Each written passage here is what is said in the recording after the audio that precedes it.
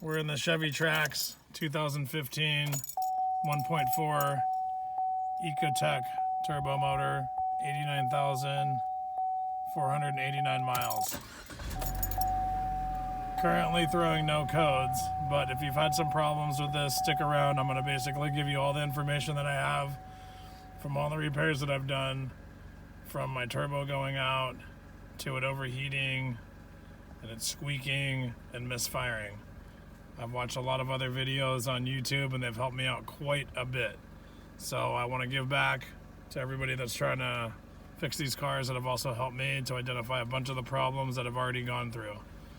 And then we'll discuss one other code that was thrown for random misfire and how I fixed that. Even though it didn't have a specific reason it was misfiring, I'll show you what I went through and how I solved the problem. Also, I've had chirping in this motor, which the chirping sound was really annoying and would always chirp when you gassed it, but it wouldn't do it mostly when you're idling, and then it would do it when you take it to a mechanic. They could never get it to chirp, so I dealt with that for about a year and I finally solved that problem too, and I'm going to share that with you. So stick around. We're going to go look at this engine right now. I'm running, and then I'll probably just turn it off to go over the rest of the information since it might be harder to hear. But let's go look at the motor right now. So here's the Ecotec 1.4 turbo engine, and I believe this is the same engine that's in the Sonic and the Chevy Cruze. They may have a few different variables, but from what I've understood, I've taken all the information out for basically mostly the Chevy Cruze. Anyway, at one point this car was overheating and they recommended I change the thermostat housing gasket, or the thermostat housing unit, and it's underneath all of here, and I did that. I also replaced the water pump, which was quite a pain in the butt to get that motor mount off of there. It ticks a little bit on the top end, but not too bad.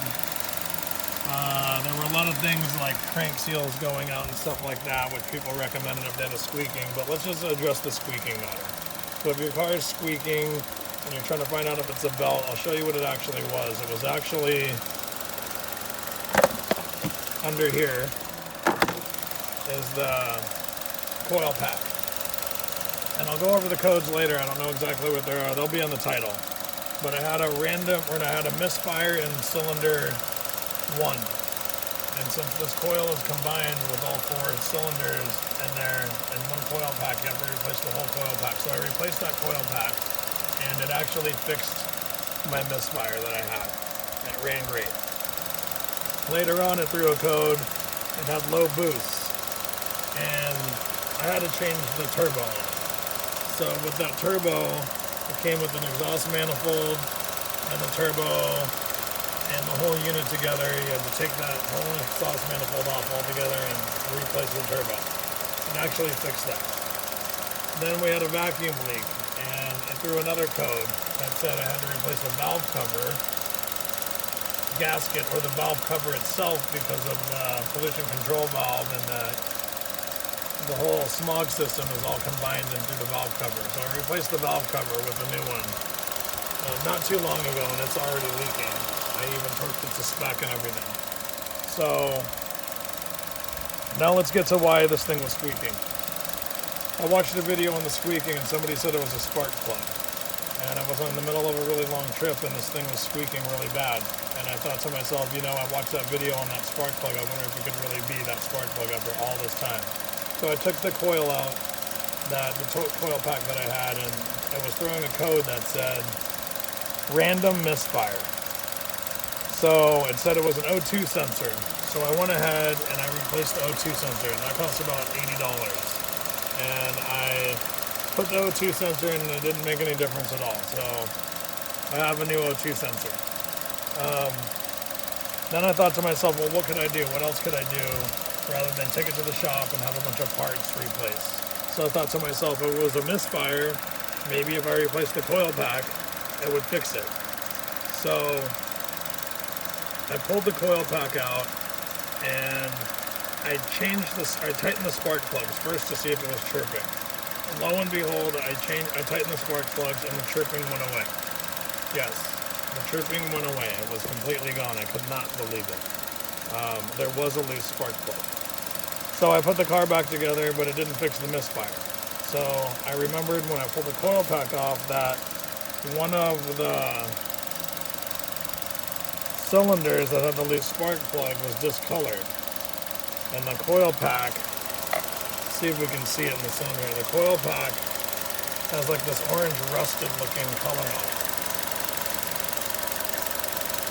And all the others were perfectly black. They look brand new. And I was throwing a random misfire code and I thought to myself, well, maybe if that spark plug was leaking and combustion was getting up in here, maybe it got it hot and made it defective or not work or melted the coil pack or did something to it. So just by chance, let's take this off too. Let's see what that looks like. So that's what this looks like inside there. You take this boot off. And I also watched a video that said to clean these if they had corrosion. Well, in this case, you can see it looks brand new. So I just took a chance on it and I said, well, if it's misfiring, it might be the coil. Let me just go buy a new coil pack. So I went to O'Reilly's and I bought this one. It's a part number, standard part V20011 or UF669, a coil. And it looks like it's made in China. So I put that new coil in and there it is. Now my spark plugs are tight and I have no chirping. And my new coil cleared the random misfire and is running perfectly again. So I guess it was burning the coil pack or doing something to it to make it fail. But that was the problem. So if you have a low boost code and you were afraid to replace your turbo, maybe that might be the problem. I replaced mine. If the car's overheating a little bit, you might want to replace your water pump. And maybe your thermostat housing gasket at the same time. And if you have a vacuum leak, you may want to replace your valve cover like I did. And if it's throwing a code that says you have a random misfire, maybe it could be your O2 sensor. And once the top one installed and it's going to be behind the catalytic converter, you might also install. I've also seen people plug this thing right here when it was squeaking and it seemed to fix their problem. Those are all the parts that I replaced on this vehicle. And I also replaced the oil feed line at the same time I did the turbo because I believe that's what made the turbo fail, is the oil feed line was clogged and it wasn't really getting enough oil to the little propeller in there, little turbine or whatever it lubricates. So I replaced that oil feed line also, and also the oil drain. I did the return feed line off the bottom of the turbo back to the engine block. So the oil drains back into the engine block, and I actually installed that with a faulty O-ring and it was leaking oil all over the place. And so I had to redo the bottom line. So I did that twice. And I've done this coil twice. So most likely if you have a misfire or a random misfire or a bank 1, 2, 3, or 4, the coil seems to be a pretty good fix for misfires in this engine. So this is a 2015 Chevy Trax 1.4 turbo eco motor. And if it has a chirping sound, try tightening your spark plugs. I know it sounds crazy, but it actually might work. In my case, it worked. If you have misfires, go ahead and possibly replace that coil. You might get rid of your misfires. If you have low boost, go ahead and if you end up replacing your turbo and it's not making any power, that might help you.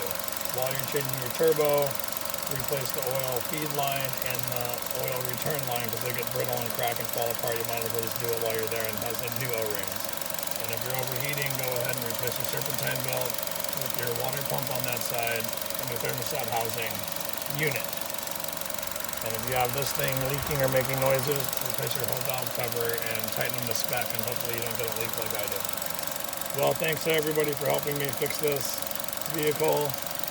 I appreciate it, and I hope that all the information that I've given you today on what I've done to fix mine is going to work out great for you.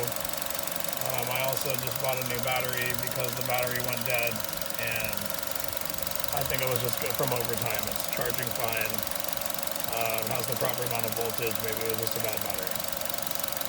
So if you have any questions, maybe I'll be able to answer them. If you want to leave a question in the comment box or what have you, go ahead and I'll see if I can help out if you do have more questions. Anyway, thanks for watching. If you found the video useful, go ahead and give it a like. Alright. Thank you. Don't forget to subscribe.